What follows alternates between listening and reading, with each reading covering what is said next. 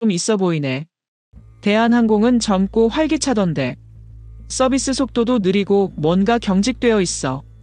한국 항공사들이 요즘 국제적으로 인정받는 이유가 있구나. 저는 화장실로 피했습니다.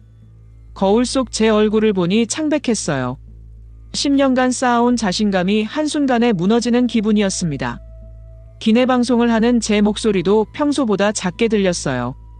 승객들의 시선이 따가웠습니다. 마치 저를 평가하고 있는 것 같았어요. 착륙 30분 전, 저는 창문 너머로 서울의 야경을 내려다봤습니다. 반짝이는 불빛들이 일본과는 다른 에너지를 뿜어내고 있었어요. 그때 처음으로 이런 생각이 들었습니다. 이게 진짜 질 수 있는 싸움인가? 일본 항공의 승무원인 제가 한국 항공사와 비교당하고 있다는 현실. 그것도 우리가 뒤처진다는 평가를 받고 있다는 사실. 가슴이 답답했어요. 비행기가 활주로에 착륙했을 때 저는 이미 다른 사람이 되어 있었습니다. 서울이라는 도시가 저에게 무언의 도전장을 내민 것 같았어요. 김포공항에서 나오자마자 저는 멈춰섰습니다. 공항 앞에 줄지어 서 있는 것은 일반적인 택시나 버스가 아니었어요. 매끄러운 디자인의 흰색 차량들이 조용히 대기하고 있었습니다. 무인 자율주행 셔틀입니다. 시내까지 20분 소요됩니다. 안내판의 문구를 읽고 있는데 한 승객이 자연스럽게 탑승하는 걸 봤어요. 저도 따라 올라탔습니다. 차 안에는 운전석이 없었어요. 대신 편안한 좌석과 개인용 스크린이 배치되어 있었습니다. 문이 닫히자 차량이 부드럽게 출발했어요.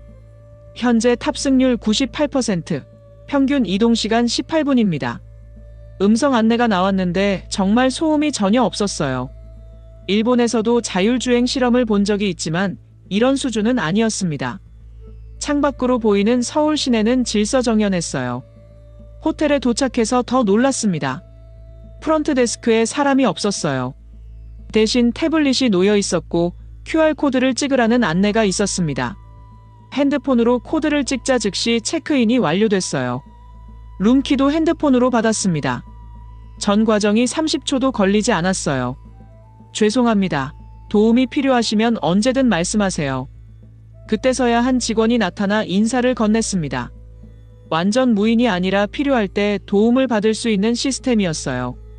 방에 들어가자 또 한 번 입이 벌어졌습니다. 안녕하세요, 유키씨. 실내 온도를 조절해 드릴까요? 제 이름을 부르는 음성이 들렸어요. 체크인할 때 입력한 정보를 바탕으로 한 개인 맞춤 서비스였습니다. 오늘의 날씨를 고려해 실내 습도를 55%로 설정했습니다. 에어컨 대신 자연 환기 시스템으로 전환할까요? 탄소 저감까지 고려한 시스템이라니. 저는 그냥 네라고 대답했어요. 창문이 자동으로 열리면서 시원한 바람이 들어왔습니다. 침대에 앉아 숨을 고르려는데 문득 이런 말이 입 밖으로 나왔어요. 이게 진짜 일반인 삶이라고? 일본에서도 스마트 호텔을 경험해봤지만 이 정도는 아니었습니다.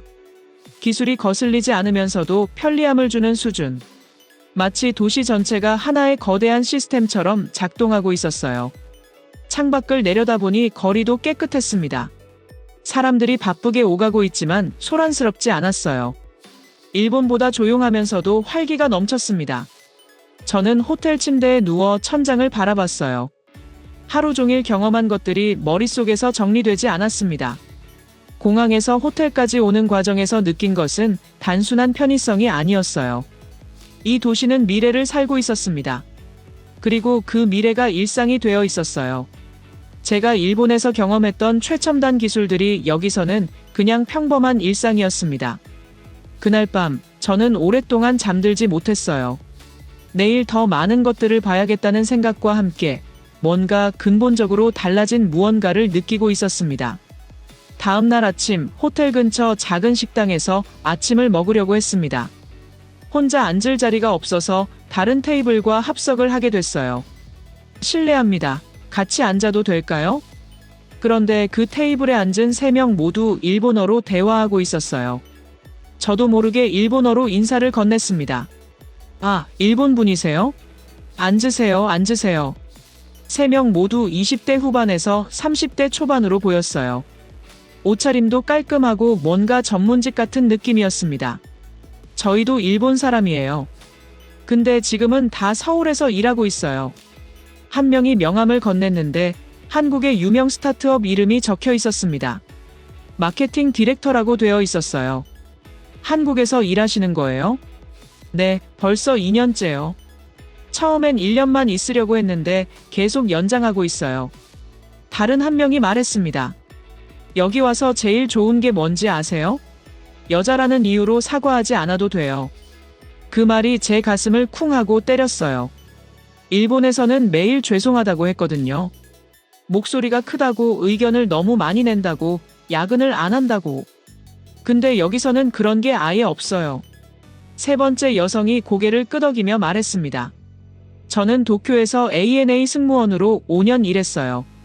지금은 여기 스타트업에서 HR 헤드하고 있고요.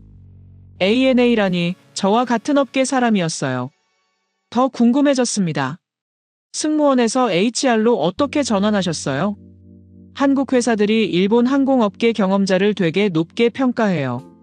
서비스 마인드, 언어 능력, 국제적 감각 이런 것들을 인정해주거든요. 일본에서는 그냥 승무원일 뿐이었는데 그녀의 말에 나머지 2명도 동의했어요. 저도 일본에서는 항상 윗사람 눈치 보며 일했는데 여기서는 제 아이디어를 진짜로 듣고 실행해줘요.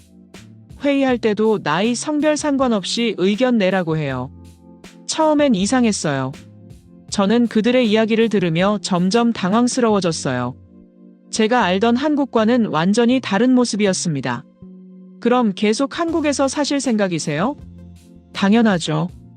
일본으로 돌아갈 이유가 없어요. 여기서 승진도 빠르고 연봉도 더 많이 받고. ANA 출신 여성이 웃으며 말했습니다. 일본 항공사들 지금 어려워요. 국제선 경쟁력도 떨어지고 한국 항공사들이 아시아 허브 역할 다 가져가고 있잖아요. 그 말이 어제 기내에서 들었던 승객들의 대화와 겹쳤어요. 저는 목구멍이 막히는 기분이었습니다. 실례지만 어떤 항공사세요? JAL이요. 아, 그래요? JAL도 좋은 항공사인데. 근데 요즘은. 그녀가 말을 흐렸지만 저는 그 뒷말을 충분히 알 수 있었어요. 식사를 마치고 헤어질 때 ANA 출신 여성이 말했습니다.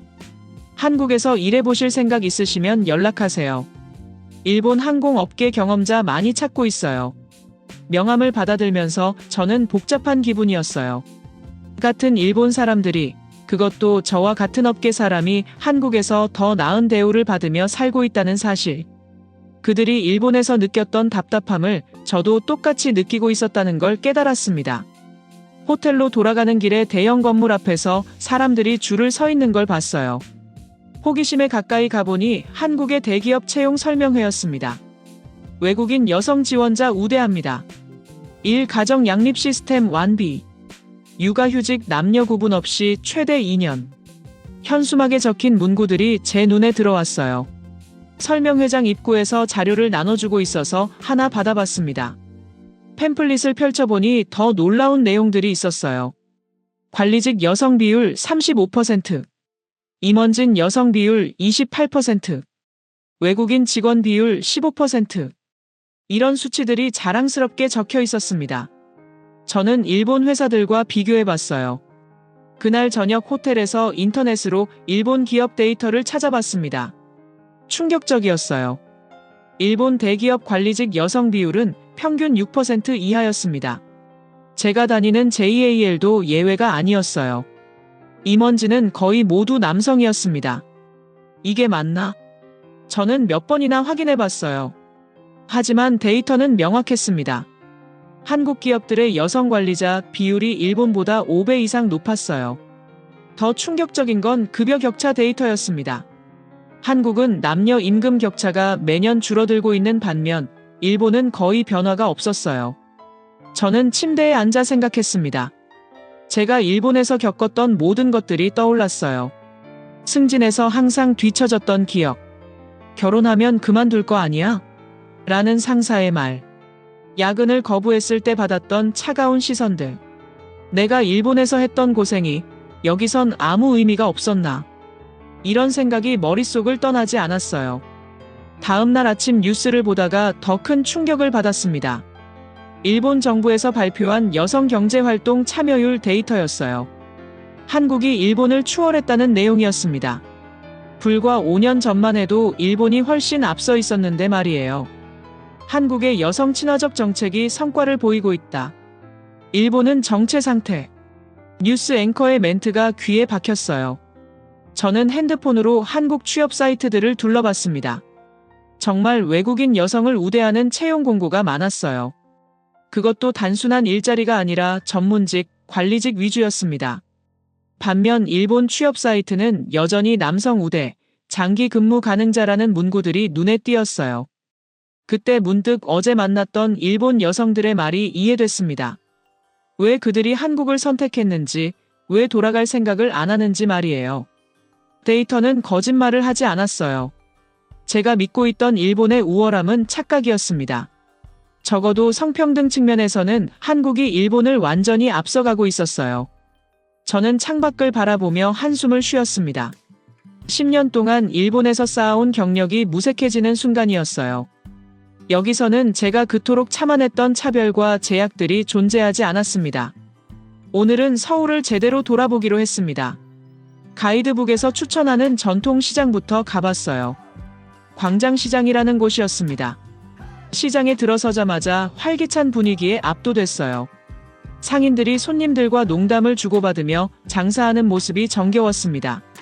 어서 와요, 뭐 드실래요? 한 아주머니가 저를 보고 반갑게 인사하셨어요. 일본어 억양이 있는 한국어를 쓰는 저를 보고도 전혀 어색해하지 않으셨습니다. 일본에서 오셨어요? 우리 딸이 일본 여행 다녀왔는데 정말 좋았다고 하더라고. 자연스럽게 대화가 이어졌어요. 다른 가게에서도 마찬가지였습니다. 외국인인 저에게 먼저 말을 걸고 도움을 주려고 했어요. 길을 헤매고 있는데 한 할아버지가 다가오셨습니다. 어디 가시는 거예요? 제가 안내해 드릴게요. 스마트폰으로 지도를 보여드리니 직접 그곳까지 데려다 주셨어요. 10분 정도 걸어가면서 서울 이야기, 일본 이야기를 나눴습니다. 요즘 일본 젊은 친구들이 한국에 많이 와요. 일하러도 오고 공부하러도 오고. 그 말을 들으니 어제 만난 3명의 여성이 떠올랐어요. 시장을 나와서 강남 쪽으로 이동했습니다. 지하철에서도 비슷한 경험을 했어요. 무거운 가방을 들고 있는데 한 학생이 도움을 줬습니다. 괜찮으세요? 제가 들어드릴게요. 나이도 어린 학생이 먼저 나서는 모습이 인상적이었어요. 강남에 도착해서는 완전히 다른 세상이었습니다. 높은 빌딩들 사이로 스타트업 캠퍼스들이 즐비했어요. 젊은 사람들이 바쁘게 오가는 모습도 활기차 보였습니다. 한 카페에 들어갔는데 벽면에 이상한 스크린이 있었어요. 지역 복지 서비스 안내입니다. 필요한 서비스를 선택하세요. 터치해보니 육아, 의료, 취업, 주거 등 다양한 분야별 지원 프로그램들이 나열되어 있었습니다. 외국인도 신청 가능한 서비스들이 많았어요. 이게 뭐예요? 옆에 있던 직장인에게 물어봤더니 친절하게 설명해줬습니다. 정부에서 만든 통합 서비스 플랫폼이에요. 각 지역마다 필요한 복지 서비스를 쉽게 찾을 수 있게 해놨어요. 신청도 바로 할 수 있나요? 네, 여기서 신청하면 담당자가 연락 와요. 저도 육아휴직 신청할 때 여기서 했어요. 처음엔 그냥 한국 사람들이 친절한 거라고 생각했어요. 하지만 하루 종일 돌아다니면서 깨달았습니다. 이건 단순한 친절이 아니었어요. 저녁에 호텔로 돌아와서 하루 경험한 것들을 정리해봤습니다. 시장에서 만난 상인들, 지하철에서 도움을 준 학생, 카페에서 설명해준 직장인. 모두 자연스럽게 도움을 주는 모습이었어요. 훈련된 문화인가? 처음엔 이런 생각도 들었습니다. 하지만 인터넷으로 자료를 찾아보니 다른 이유가 있었어요. 한국은 시민 친화적 정책들이 체계적으로 구축되어 있었습니다. 복지 서비스를 쉽게 이용할 수 있게 만든 디지털 인프라, 지역, 사회 참여를 유도하는 제도들, 외국인 정착 지원 프로그램들. 사람들의 친절함 뒤에는 이런 시스템들이 뒷받침되고 있었어요. 개인의 선의에만 의존하는 게 아니라 구조적으로 서로 도울 수 있는 환경을 만들어 놓은 거였습니다. 일본에서도 사람들은 친절해요. 하지만 형식적이고 거리감이 있었습니다. 여기는 달랐어요. 자연스럽고 실질적인 도움이었습니다. 저는 침대에 누워 천장을 바라봤습니다. 한국의 따뜻함은 감정적인 친절이 아니었어요. 계획되고 설계된 지능적인 시스템이었습니다. 그런 시스템 안에서 사람들이 자연스럽게 서로를 배려하게 만드는 구조. 이것이 제가 하루 종일 느꼈던 편안함의 정체였어요. 마지막 날, 우연히 서울대학교 근처를 지나게 됐습니다. 캠퍼스 안에서 무슨 행사가 있는 것 같아서 들어가 봤어요. 국제관계학과에서 주최하는 아시아 경제 포럼이었습니다. 일반인도 참관 가능합니다. 안내 문구를 보고 뒤쪽에 앉았어요. 20대 초반으로 보이는 학생들이 발표를 하고 있었습니다. 한 학생이 일본 경제에 대해 발표하기 시작했어요. 유창한 영어로 일본의 정체된 경제 상황을 분석하고 있었습니다. 그 학생의 발표 내용이 너무 정확해서 소름이 돋았어요. 일본 내부 사정을 외부인이 이렇게 정확히 파악하고 있다니. 질의응답 시간에 더 충격적인 일이 벌어졌습니다. 한 학생이 손을 들고 질문했어요. 일본은 왜 바뀌지 않나요? 문제점을 알면서도 개혁을 거부하는 이유가 뭔가요? 그 질문이 제 가슴을 찔렀어요. 20대 학생이 일본 사회의 핵심 문제를 정확히 짚어낸 거였습니다. 발표 학생이 대답했습니다. 기득권 보호, 연공서열 문화, 변화에 대한 두려움. 이런 요소들이 복합적으로 작용한 결과입니다. 저는 그 자리에서 일어날 수가 없었어요. 제가 10년 동안 일본 사회에서 느꼈던 답답함을 한국의 대학생이 학술적으로 분석하고 있었습니다. 포럼이 끝나고 캠퍼스를 나오면서 또 다른 충격을 받았어요. 게시판에 붙은 채용 공고들을 보게 됐습니다. 구글 본사 인턴십 프로그램, 서울대 학생 3명 선발, 삼성 글로벌 리더십 프로그램, 해외 파견 기회 제공, 카카오 AI 연구소, 학부생 연구 참여 기회. 이런 기회들이 즐비했어요. 그런데 옆에 일본 대학 교환학생 모집 공고도 있었습니다. 서류 심사, 불합격, 면접, 불참. 지원율도 저조하고 합격률은 더 낮았어요. 한국 학생들이 일본에 관심이 없다는 뜻이었습니다. 반대로 한국 기업들의 일본인 채용은 활발했어요. 일본어 능력자 우대, 일본 시장 진출 경험자 선호 같은 조건들이 적혀 있었습니다. 저는 캠퍼스 벤치에 앉아 한참을 생각했어요. 한국의 20대들은 세계를 바라보고 있었습니다. 구글, 아마존, 테슬라 같은 글로벌 기업을 꿈꾸고 있었어요. 반면 일본의 20대들은 여전히 국내 대기업 취업에만 매달려 있었습니다. 안정적이지만 성장 가능성이 제한된 길을 선택하고 있었어요. 그날 저녁 호텔로 돌아와서 견딜 수가 없었습니다. 화장실로 들어가 문을 잠그고 앉았어요. 그리고 조용히 울기 시작했습니다. 난 지금껏 뭘 자랑스러워한 거지. 10년간 JAL 승무원이라는 직업에 자부심을 느꼈어요. 일본의 품격을 세계에 알린다는 사명감도 있었습니다. 하지만 이제 알겠어요. 제가 자랑스러워했던 그 모든 것들이 과거의 영광이었다는 걸 말이에요. 한국은 앞으로 나아가고 있었습니다. 기술도 시스템도 사람들의 사고방식도 미래를 향해 움직이고 있었어요. 일본은 정지해 있었어요. 아니, 뒤로 가고 있었을지도 모릅니다. 그 사실을 인정하기가 너무 어려웠어요. 하지만 부정할 수도 없었습니다. 3일 동안 본 것들이 너무 명확했거든요. 저는 거울 속 제 모습을 봤습니다. 빨갛게 부은 눈, 흐트러진 머리카락. 마치 다른 사람 같았어요. 내일 도쿄로 돌아가야 합니다. 하지만 예전의 제가 아닌 상태로 돌아가게 될 것 같았어요.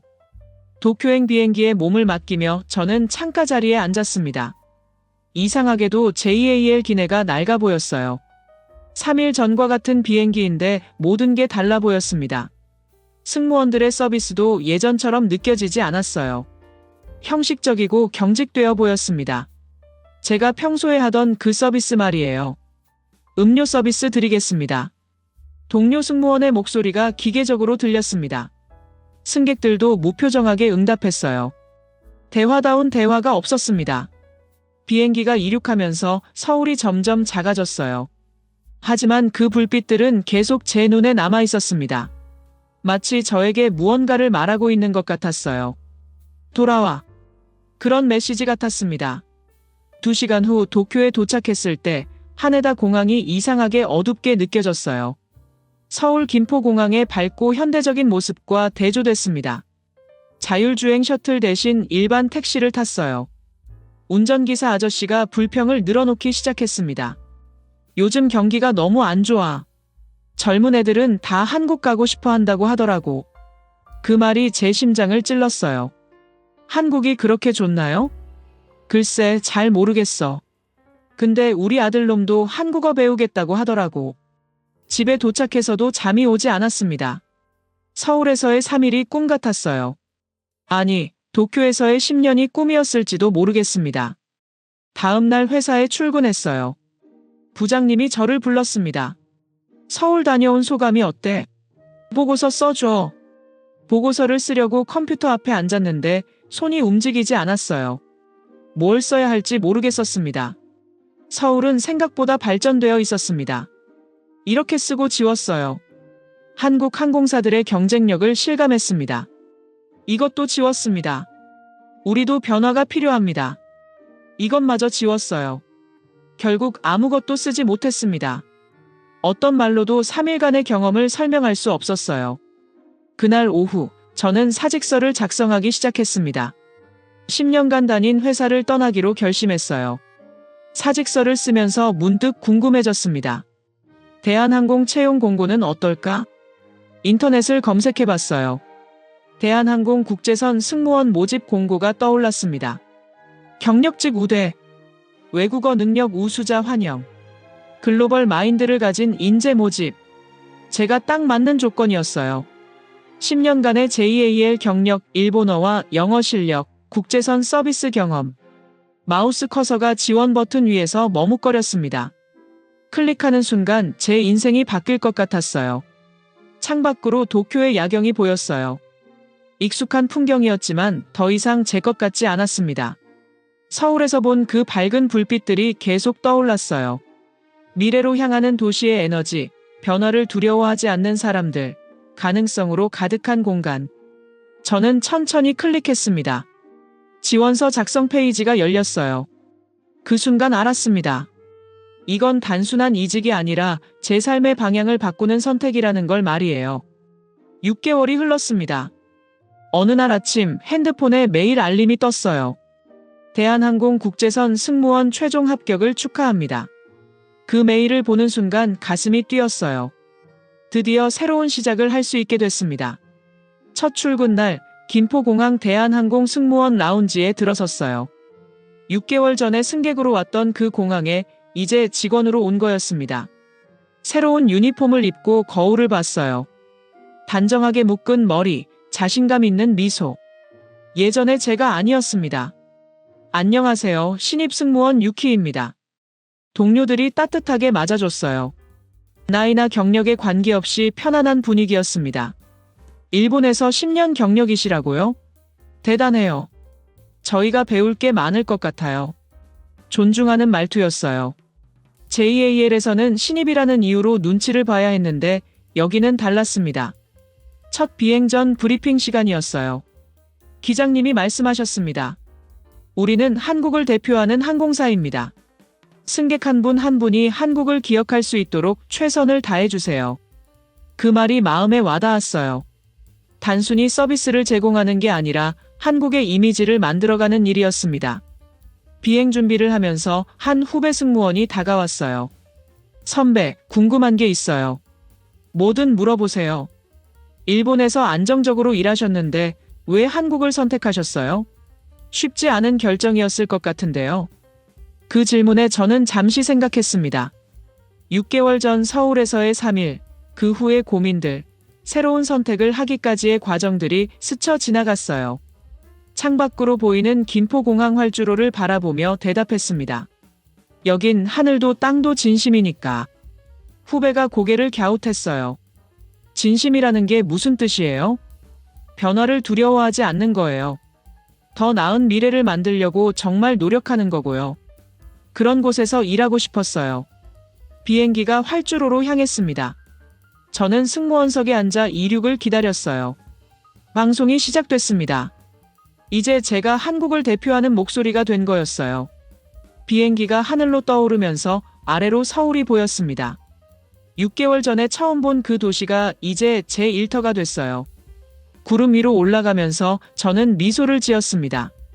10년간의 JAL 경력은 과거가 됐고 이제 새로운 하늘을 날 시간이었습니다. 승객 한 분이 호출 버튼을 눌렀어요. 자리에서 일어나 그쪽으로 향하면서 저는 확신했습니다. 이 선택이 맞다고. 여기서 제가 꿈꿔왔던 진짜 승무원이 될 수 있을 거라고. 하늘 위에서 바라본 한국은 정말 아름다웠어요. 그리고 그 아름다움의 일부가 된 제 자신이 자랑스러웠습니다.